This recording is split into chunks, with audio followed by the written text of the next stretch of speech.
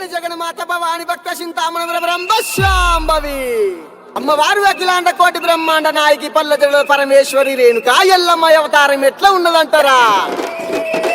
శివునికి చిన్న బిడ్డ శివునెల్లి మాత గౌతుని కొడలు గంభీరవాణి గౌలాడి బిడ్డ గడసాని ఎల్లమ్మ మట్టేడు మావురాల రేణుకా ఎల్లమ్మ ఎట్లా బయలుతున్నదంటారా?